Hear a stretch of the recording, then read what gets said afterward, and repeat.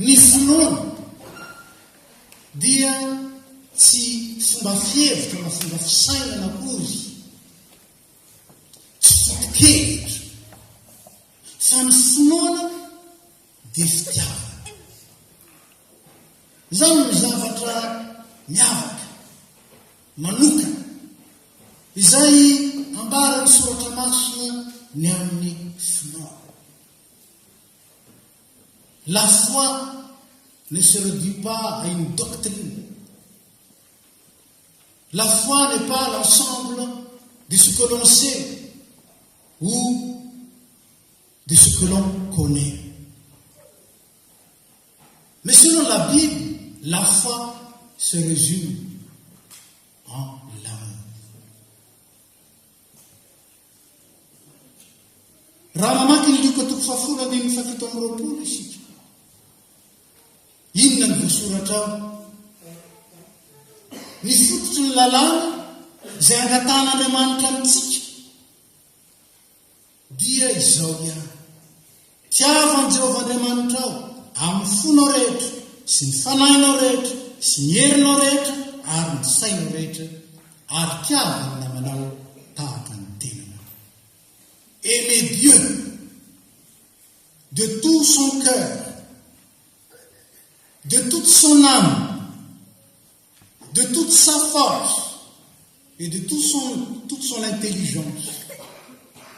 Voilà la foi. Et aussi aimer son prochain comme soi-même. Ary Jesosy Kristy lahite nitonga nofo dia ambarany lioka toko faharoa, fa mivakitsika io tamin'ny tapabolana, fa miverina etsika maka ny andeny ny faharoa ny dimapolo. Ary Jesosy, andao atao hoe Jesosy azy, nitombo saina sy tena sy nandroso fity tamin'Andriamanitra sy ny olona. Saina, tena, fanahy ary fo. Azo lazaina fa tsy afaka nanatanteraka ny fitiavana an'Andriamanitra Jesosy Kristy, ny fitiavany ray, raha tsy nanana ireo lafiny efatra, raha tsy nisengage tamin'ireo lafiny efatra amin'ny maha-olombelona ireo: saina, tena, fanahy ary fo. Ary zany ty Jesosy ty mbola zaza. Hanka dia ambara ny filazantsarany lioka marimarina indrindra izany. Ary ny zaza dia nitonga ka ny ahery sady feno fahendrena, ary ny fahasoavan'Andriamanitra no tahoany. Izany ilay Jesosy. Afaka ny tia ny ray satria tia ny ray. Tamin'ireo lafin'ireo antsoina hoe lafiny holistika, mahafeno lafim-piainana rehetra. Nde ary raisitsika tsirairay reo, ijerentsika ny fitombon'ny Jesosy azy. Voalohany, ary Jesosy tombo saina. Raha nahary izao tontolo izao Andriamanitra dia ny olombelona no ariany farany, efa vita daholo ny zavatra rehetra. Ary ny anarantsika tany amin'ny dingana fahasivy zany, ny anarantsika tany amin'ny katekimene zany, fa nametrahan'Andriamanitra any Adama sy Eva teo ny sa Edena, zany hoe nametranantsika teo amin'izao tontolo izao, dia ny anohy ny asa-pahalin'Andriamanitra. Amin'iny hiasa sy hitandrina ny sa. Ary Andriamanitra nametraka ny Adama tao amin'ny sa Edena hiasa sy hitandrina ny sa. Dieu a mis Adam dans le jardin d'Éden pour prendre soin, mais surtout pour produire. Pour produire et prendre soin de cette créature divine qu'il a créée pendant les 6 premiers jours. Ny politika dia nampisaraka an'ireo roa, dia ozy izy ny droite hoe ny zava-dehibe dia ny mamokatra produit miarearena mampitombo dia zany ny zava-dehibe sanky tsy mety mizany ary zany mampiavaka ny politique de droite zay miezaka ka mahavokatra be normal izy raha mahazon'izany dia mitahiry zany ho anazy ozy izy ndray ny avi ny gauche ny zava-dehibe dia ny social c'est-à-dire ny soin ny karakara ny aby nefa ny zavatra hita indrindra tany amin'ny bloc de l'est izay rava moa ny rotany fatatsika izany amin'ny tantara fa malaina mamokatra ny service minimum ny tana tany amintsika azy ane zany makany amin'ny ministère ianao olona roa hitanao birao tokony isy olona fito dia lisy aza ny vazivazy hoe asiana tsipika eo anatin'ny fidirana amin'ny ministère asiana tsipika mba hampiseho ny film mba tsy fanisika sy fanena ny tonga tara sy ny mivoaka aloha mitonga am'izay te atongava ny sasany ary ny maro mivoaka amin'ny fotoana ka mba tsy atonga azy fanisika eo dia asiana tahaka ny amin'ny code de la route malaina mamokatra inona ny lazay fitenin'Andriamanitra ndefa raha mamaky ny oaboly amitsika miaona ny manakarena sy ny malahery fa Jehova ny mpanao azy ho tonta efa nambarako teto zany fa ny mahantra dia adidy ny mpanan-karena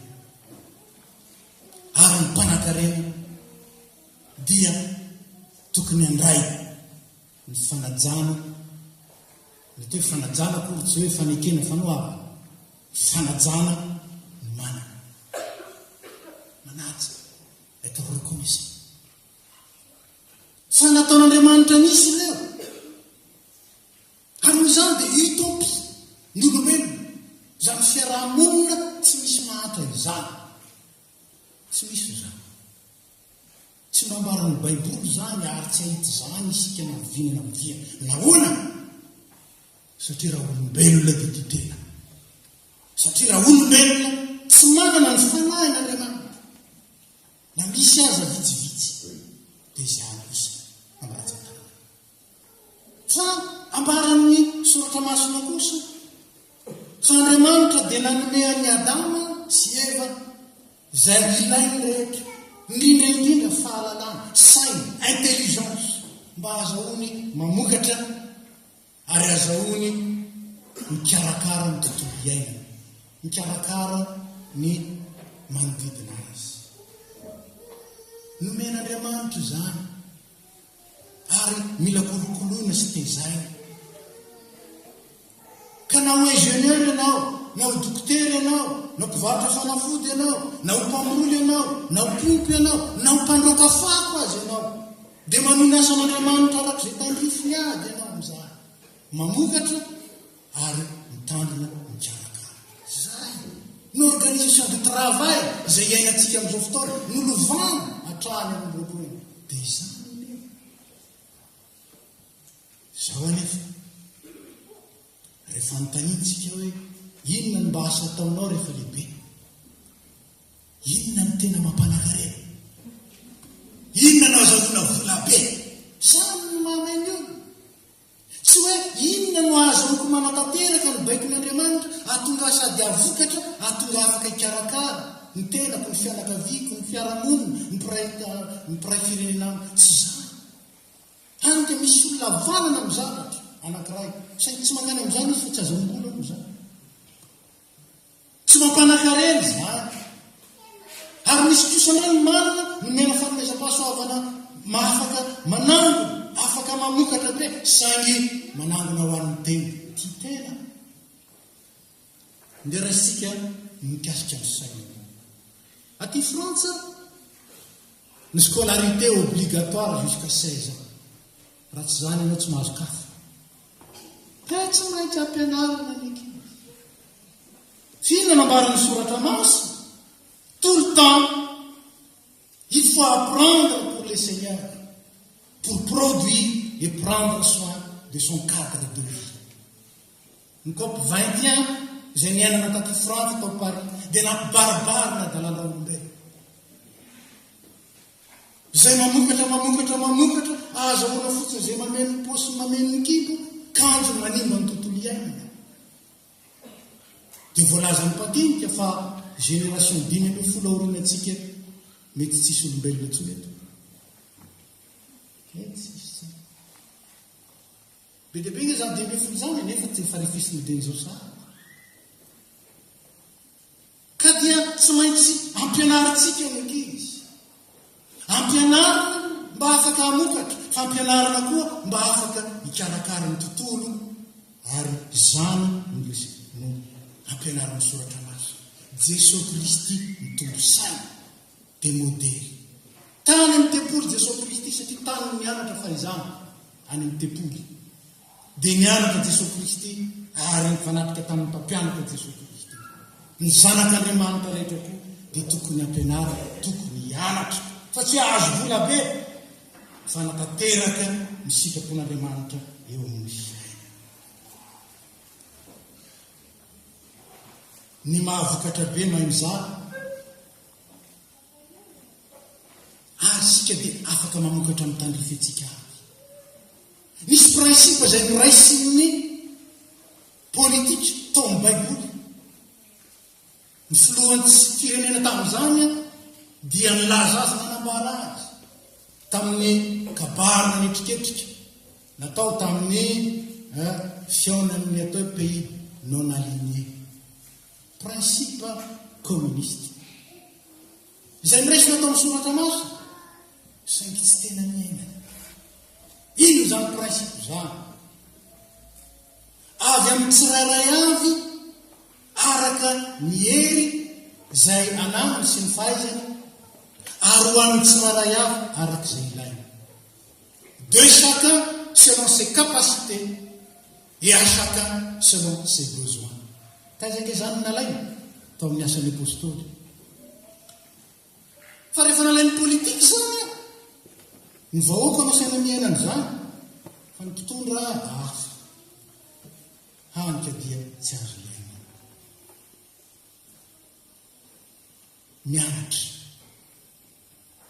Mianatra zany ny voalohany adidy ho an'ny olombelona mianatra. Ary noho izany adiditsika amin'ny zanatsika koa zany mba hitombony amin'ny fahaizana mamokatra, hitombony amin'ny fahaizana mikarakara sy miantoka. Ataona ahoana ny tsabo olona raha tsy mahalala ny inona momba ny chimie ary tsy mahalala ny inona momba ny médecine ianao. Mianatra malaza nofo fotsiny. Noho izany dia mila mampianatra ny ankizy isika fa tsy hoe mianatra mba azo vola be. Taroko ny ray beko taloha dia zany tsy maintsy mianatra lasa tenay tonga ministra, lasa ministre de la parole izy. Izay ihany mierikerina tamin'izany dia mahazo vola be.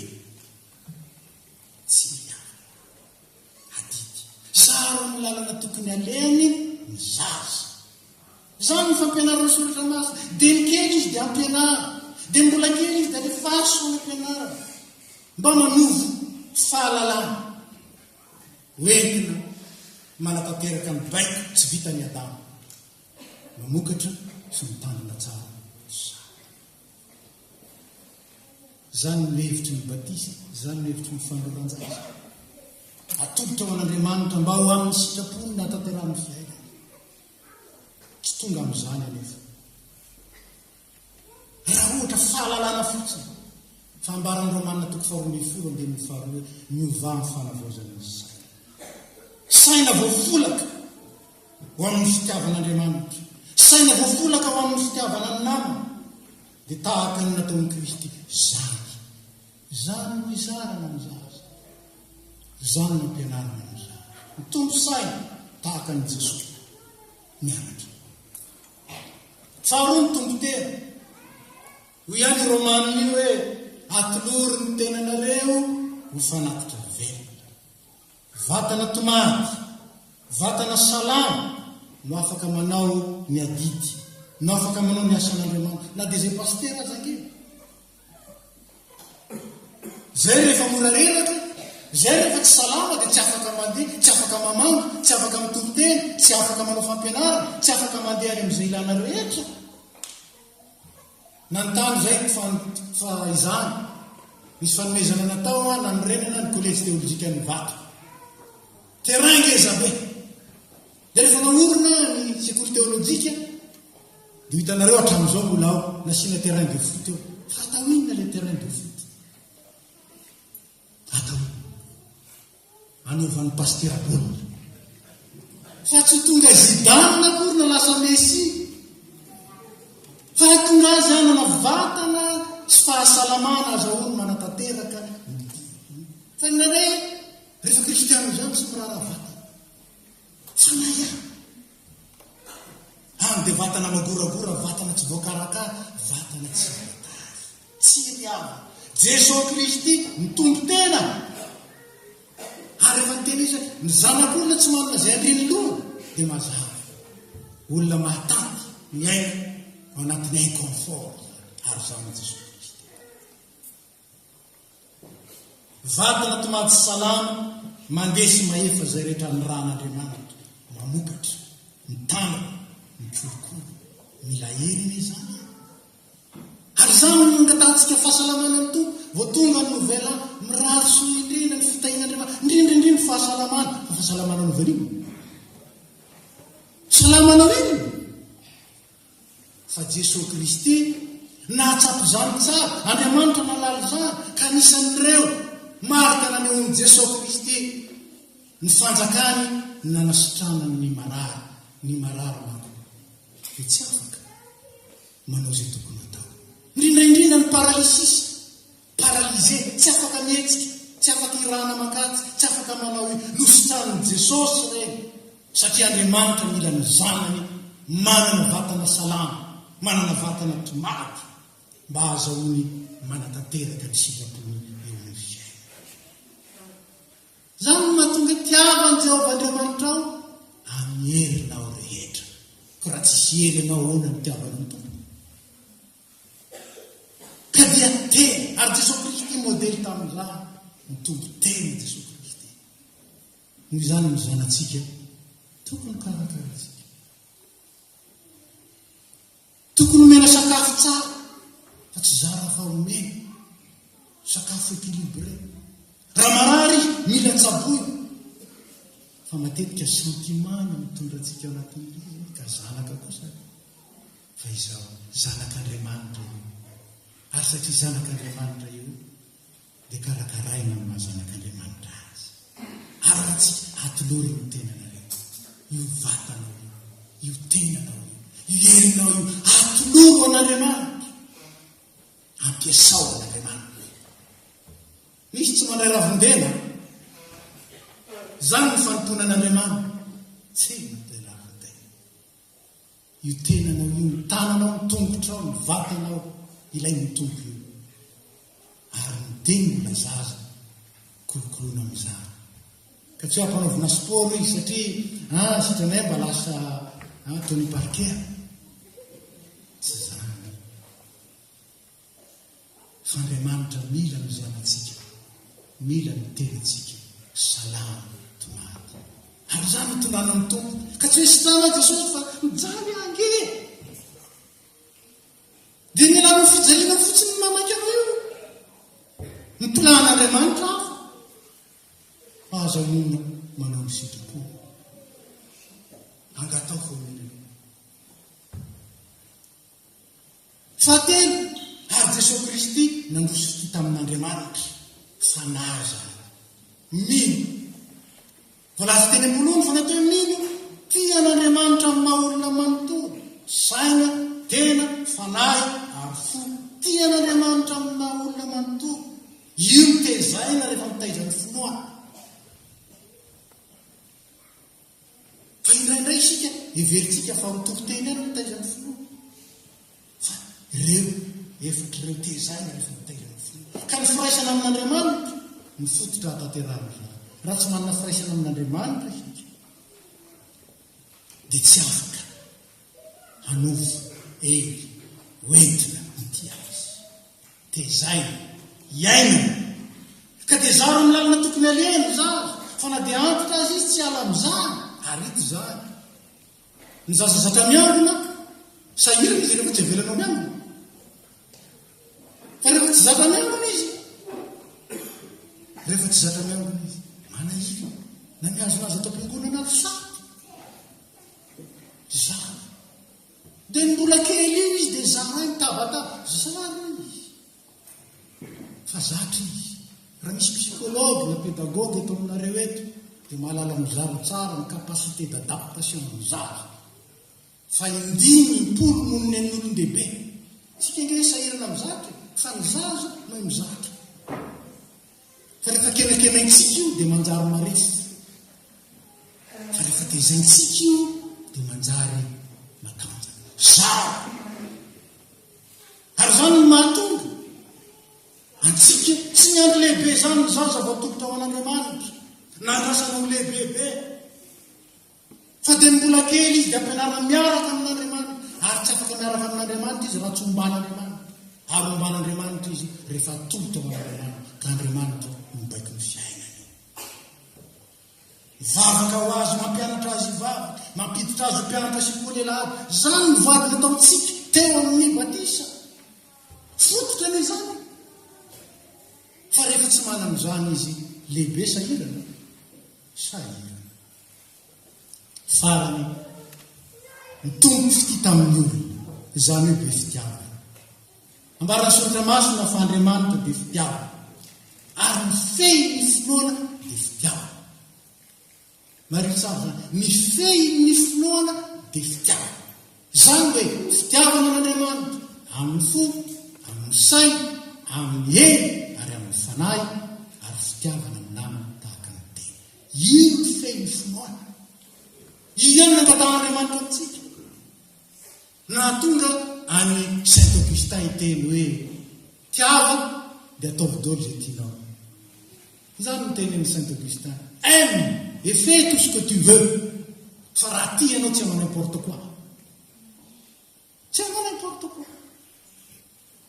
Ary Saint Augustin teny izany dia kristiana. Zany hoe mahalala Saint Augustin teny izany ary mahalala ny olona teneny. Fa ny atao hoe tia tsy ho manana fihetsem-po. Didy vaovao no meny toko antsika, dia ny fankatiavantsika tahaka ny tiavan'ny Kristy antsika. Ny tia koa tsy hoe manana sentiment, manana fihetsem-po. Ny atao hoe ny tia ao amin'ny soratra masina, ny tia tahaka ny fitiavan'ny Kristy, ny tia amin'ny fitiavan'Andriamanitra. Ary zany nahafantaran'ny olona ny maha-kristiana anareo izy. Zany nahafantaran'ny olona fampianatra anareo. Fa ny fitiavana mako. Fehy ny finoana. Ambaran'ny Paoly hoe fehy ny fahatanterana izany. Kolosiana 3:1. Ary ambarany raha nanolotra ho an'ny Romanina azy izy hoe izay tia dia efa tanteraka na hoe nahatanteraka ny lalàna. Izay tia dia efa nahatanteraka ny lalàna. Tsisy zavatra ampilosy angatan'Andriamanitra ho an'izay tia. Fa tia marina. Tian'Andriamanitra amin'ny lafiny holistika ary tia ny namana tahaka ny tiavan'ny Kristy. Tsisy angatany tompony amin'ny antrandro. Ary dia ambarany jaona fa ny fitiavana ny toetra ny zanak'Andriamanitra. Epistily soratan'ny jaona. Ry malala. Aoka hifankatia isika fa avy amin'Andriamanitra ny fitiavana. Ary izay rehetra tiany nateraka Andriamanitra sady mahalala n'Andriamanitra. Ny olona tsy tia zany dia tsy zanak'Andriamanitra. Ny olona tsy tia tsy zanak'Andriamanitra. Ry havana, Jesosy Kristy ny modelin'ny olona mitombo zanak'Andriamanitra. Fetin'ny taranaka izao. Falytsika nazy zazakely. Mba fantatsika fa vajereny tompodeny izao sady reny zazakely ireny mba hitombo tahaka ny Jesosy Kristy. Mba ho tena zanak'Andriamanitra. Ka ho zaza hitombo hiahery sy feno fahendrena ary feno ny fahasoavan'Andriamanitra ao aminy. Ho tahaka ny Jesosy Kristy dia hitombo saina sy tena androso teo mason'Andriamanitra sy eo mason'ny olona.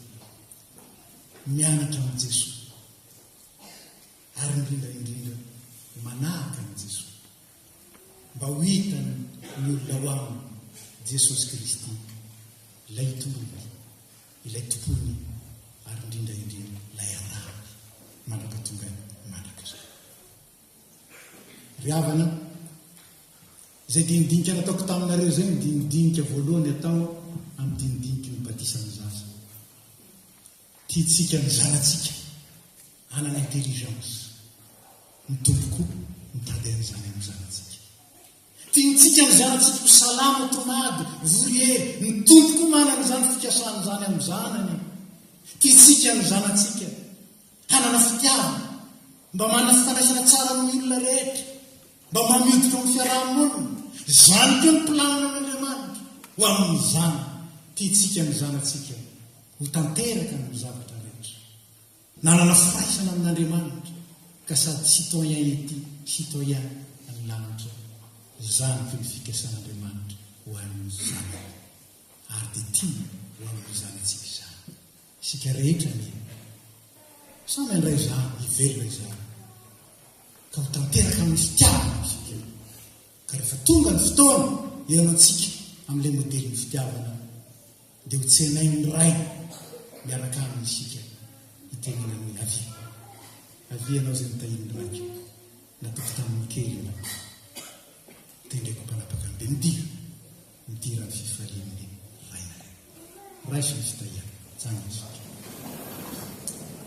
Ho aminareo rehetra ny fahasoavan'i Jesosy Kristy ny fitiavan'Andriamanitra ray ary ny firaisana amin'ny fanahy masina, ampiorona anareo, ahatonga anareo vavolombelona mahatoky, hitaizany zanakareo hitombony tahaka ny Kristy, ary ahatonga anareo koa hanahaka ny Kristy ho modely amin'ny finoana, amin'ny fitiavana, amin'ny hery sy ny fanoratena, ary amin'ny fisainana no avaozina. Matoky ilay miantso anareo, izy mampateraka izany. Amen. Petraka.